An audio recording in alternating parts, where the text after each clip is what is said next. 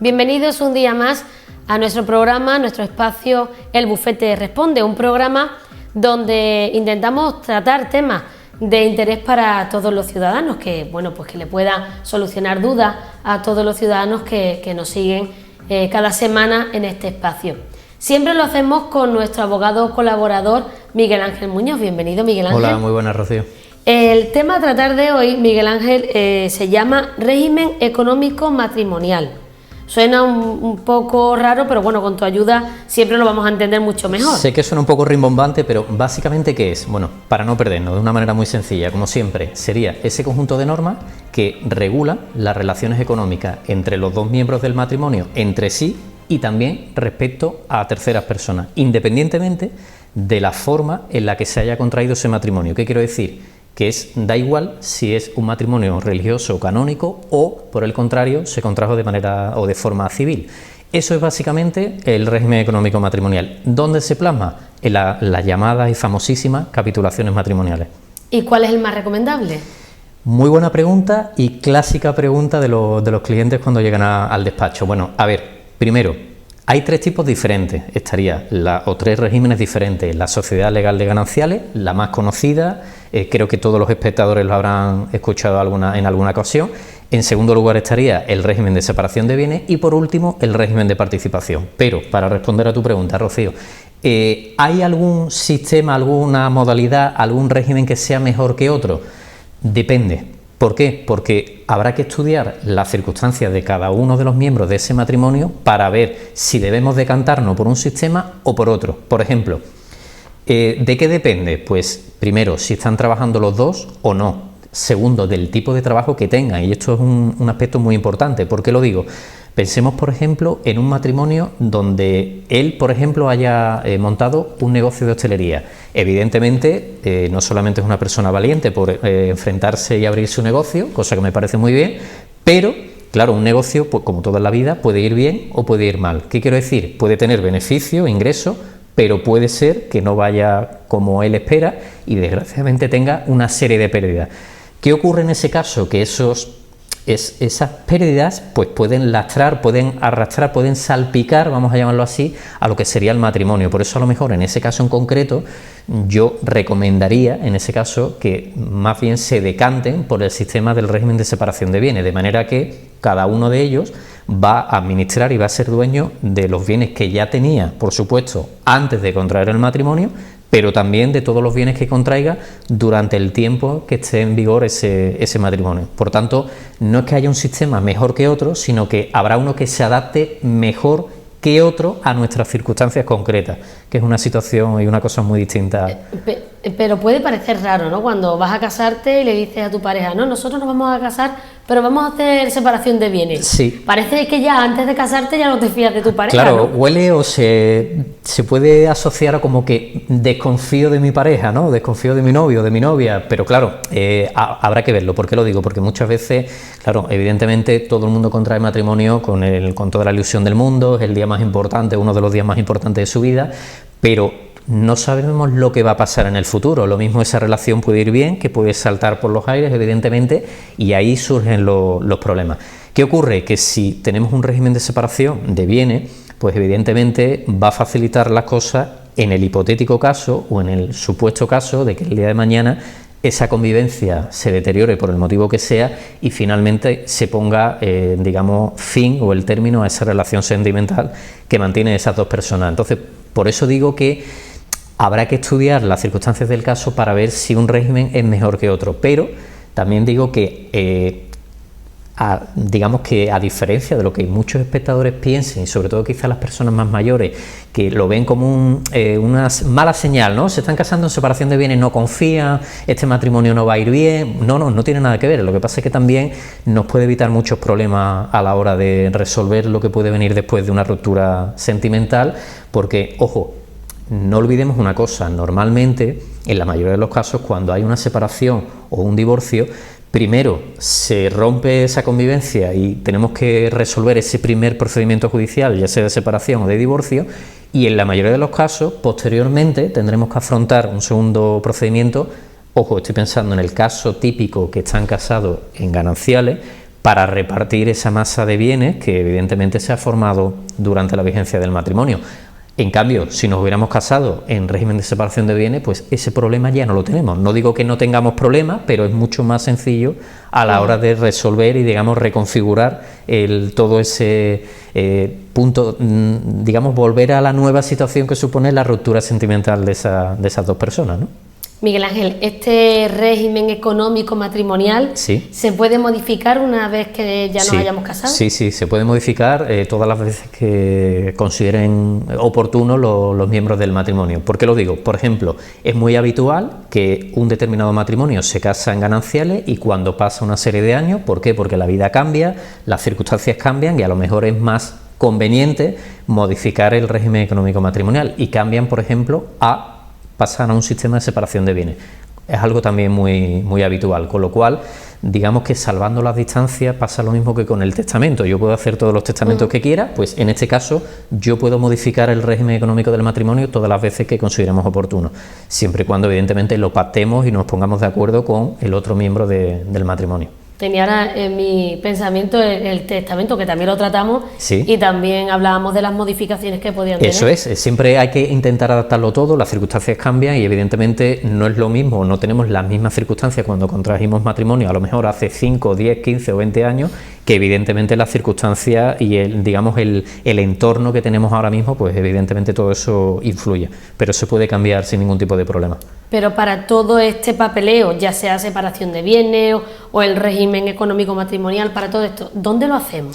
A ver, si lo que queremos para, digamos, pactar y, digamos, darle formalidad a lo que son las capitulaciones matrimoniales, tendríamos que acudir a un notario, decir exactamente qué régimen queremos establecer y el notario lo va a reflejar en esas capitulaciones matrimoniales, que evidentemente ya, digamos, produce efecto o vincula a las partes desde el momento de su firma, pero de cara a que produzca efectos frente a terceros, frente a la sociedad, no se va a producir hasta que no se inscriba en el registro civil. Ahora, ¿por qué es importante? Porque ya dejamos regularizado todos los aspectos económicos del matrimonio. Esa es la importancia de establecer las capitulaciones matrimoniales, que, ojo, se puede hacer incluso antes de contraer matrimonio o bien durante el momento de la celebración del matrimonio. ¿Y a qué llamamos régimen de participación? Muy buena pregunta. A ver, primero, es quizás el régimen con diferencia más desconocido y también el más menos usual en la práctica, al menos en nuestro país, en nuestro ordenamiento jurídico, y es una mezcla entre la sociedad de gananciales y el régimen de participación. Es decir, la sociedad de gananciales básicamente, ¿qué es? Pues cuando se hacen comunes, esos bienes se hacen comunes para los dos miembros del matrimonio, todo aquello que se obtenga bien por el trabajo de cada uno de los miembros del matrimonio, porque se devenguen frutos, renta o intereses de los bienes que forman parte de la masa matrimonial, o bien porque sean frutos, retomando ese ejemplo que yo ponía anteriormente de esa pareja que había montado un negocio de hostelería, pues que es, digamos, los beneficios que se obtiene en ese negocio en concreto. Esa sería la sociedad de gananciales. ¿Qué ocurre con el régimen de separación de bienes? Que es justamente lo contrario. Yo no solamente voy a conservar la propiedad, por supuesto, de los bienes que ya formaban parte de mi patrimonio antes de contraer matrimonio, sino también los que vaya a adquirir después, independientemente del momento en el que lo haga. ¿Qué ocurre con el régimen de participación? Para responder a tu pregunta, que mezclamos los dos sistemas, es decir, la peculiaridad, ¿cuál es? Que se genera un derecho a participar en las ganancias, los beneficios que obtiene el otro cónyuge, el otro miembro del matrimonio. Y esa es la nota, digamos, singular, que, digamos, la peculiaridad que tiene este sistema, de manera que si observamos o lo comparamos con los otros dos sistemas, mientras que esté el matrimonio en vigor, se asemejaría más al régimen de separación de bienes, pero cuando se disuelve, se va a parecer más a la sociedad de gananciales. ¿Por qué? Porque al adquirir yo un derecho de participación, yo también voy a percibir algo del otro miembro del matrimonio. Ahí está la nota y, por tanto, el matiz de este régimen, que no solamente es muy poco usual en la práctica, Rocío, sino que también es un poco más complejo que los otros dos sistemas que rigen en nuestro ordenamiento jurídico. En tu día a día, en tu trabajo, en tu despacho, ¿se te han dado este tipo de casos? Es muy habitual, no solamente porque previamente, en la mayoría de los casos, venimos de un procedimiento de separación o de divorcio y luego nos queda el segundo frente abierto. Sobre todo porque estoy pensando en la mayoría de los matrimonios que se casan en régimen de sociedad legal de gananciales. ¿Qué quiere decir? Que es el régimen más común, por tanto son los casos más habituales para nosotros. En el caso de separación de bienes, una vez que ya se ha disuelto el matrimonio, no tenemos que afrontar ese segundo procedimiento, pero en el otro supuesto sí es muy habitual. Y luego también, cada vez más, sobre todo los jóvenes, es muy habitual que hagan una consulta. Simplemente vamos a contraer matrimonio, ¿cuál cree usted que es el régimen que más nos conviene a nosotros? Y evidentemente yo lo primero que hago es preguntar las circunstancias que tiene cada uno, personales, económicas, familiares, para a partir de ahí, digamos, montar el puzzle para que los espectadores me entiendan y aconsejarle si es mejor para esta pareja o este futuro matrimonio un régimen u otro. Ahí está un poco la particularidad, pero como siempre tenemos que defender al caso concreto y ver las circunstancias concretas que tiene esta pareja en particular. ¿Pero para todos sería recomendable casarnos ya con la separación de bienes? Depende del caso, no es que haya un régimen mejor que otro. Me gustaría también matizar una idea importante. Si los cónyuges o los futuros cónyuges no establecen nada, en nuestro ordenamiento jurídico rige la sociedad de gananciales, es, digamos, el sistema que rige por defecto.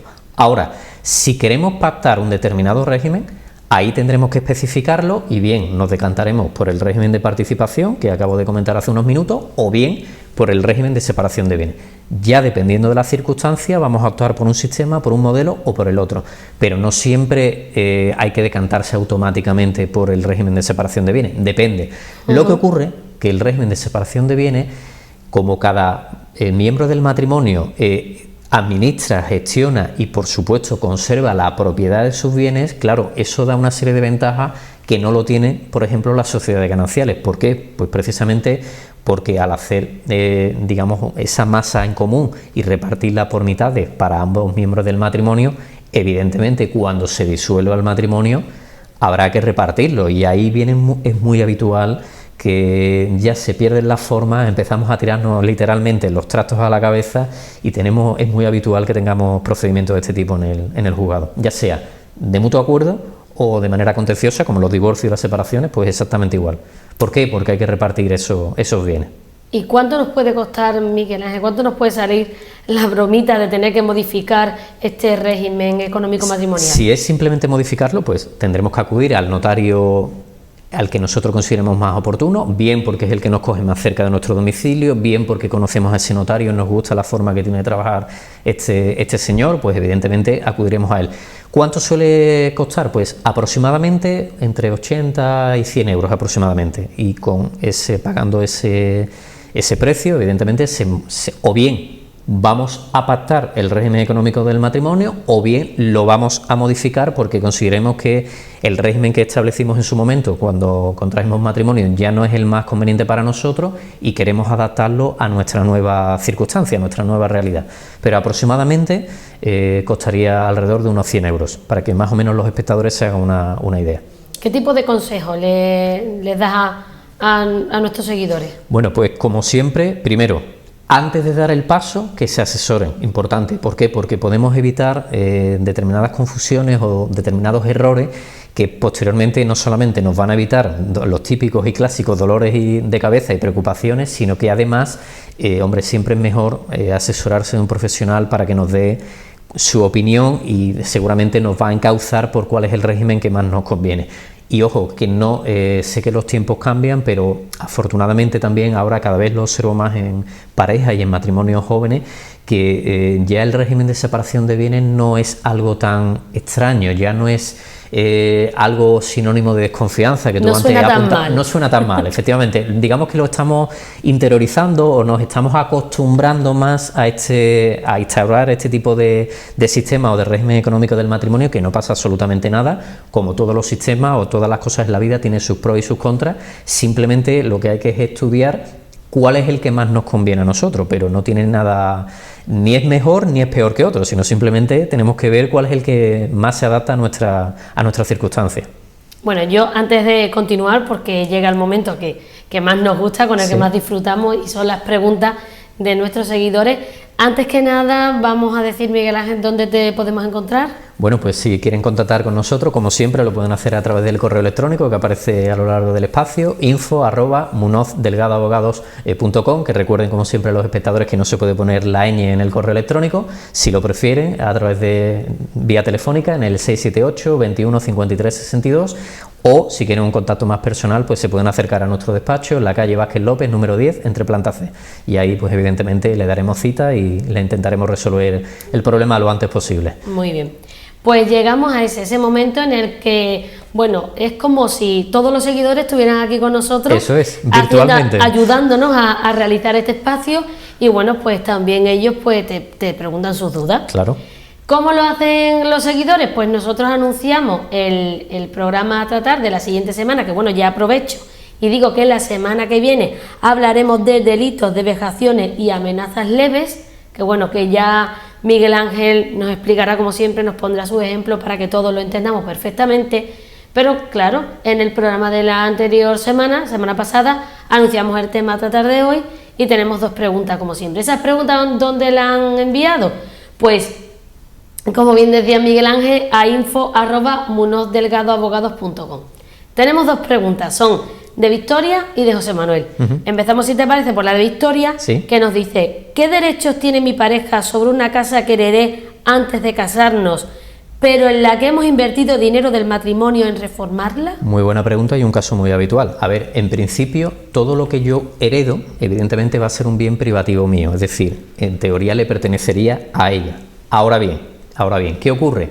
Que si se han hecho una serie de reformas, evidentemente parto de la base que él, el marido, ha invertido X cantidad de dinero en una serie de mejoras o de reformas, imagino, parto de la base que han sido durante un determinado periodo de tiempo, con lo cual, si ese matrimonio se rompiese y hubiese que liquidar el régimen económico, desconozco porque no lo dice en la pregunta si están casados en gananciales o en separación de bienes, pero evidentemente habrá que compensar de alguna manera a este señor. Pero claro, para terminar de responder bien a esa pregunta me faltaría cierta información, sobre todo saber qué régimen económico es el que rige en ese matrimonio. Segundo, qué cantidad exactamente es la que ha desembolsado o ha pagado él. Y entiendo que esas mejoras o esas obras de reforma se habrán producido durante un determinado periodo de tiempo. Entiendo que es un matrimonio que lleva ya una serie de años y evidentemente habría que conocer esos datos para dar una respuesta un poco más certera y un poco más exacta. Pero en principio la casa evidentemente es de ella, supongo que será heredada de sus padres, me imagino, pero él evidentemente si ha hecho una serie de mejoras y de reformas y lo puede probar, que entiendo que conservará algún tipo de documento, de factura, de albarán, algo que podamos justificar y poner, digamos, números a esa cantidad que yo he invertido, pues evidentemente habrá que estudiarlo para compensarlo de alguna manera. Ojo, estoy presuponiendo que se rompe el matrimonio y hay que liquidar supongo, la sociedad de gananciales, porque es como decía anteriormente, es el sistema más común, ¿no? el más usual. Y bueno, José Manuel, la pregunta de José Manuel es la que más hemos recibido, del tipo que más hemos recibido, que hablaba bueno, lo hemos hablado durante todo el programa, que ha sido la separación de bienes. José Manuel, bueno, pues quería preguntar qué tiene que hacer.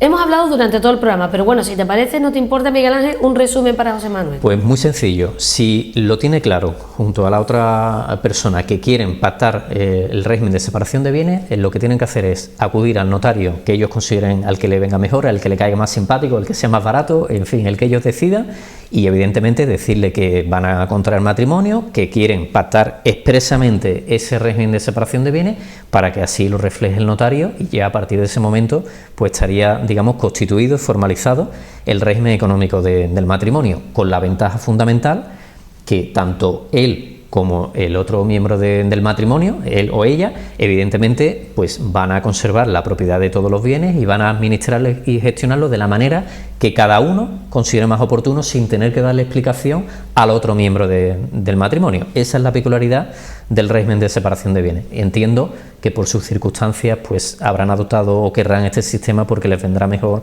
que el régimen de participación y por supuesto que la sociedad de gananciales. Todos los problemas, supongo, que se puedan dar en este tipo de casos, con la ayuda bueno, como tú, ¿no?, un abogado, se pueden solucionar, ¿no? Por supuesto, si hay buena voluntad.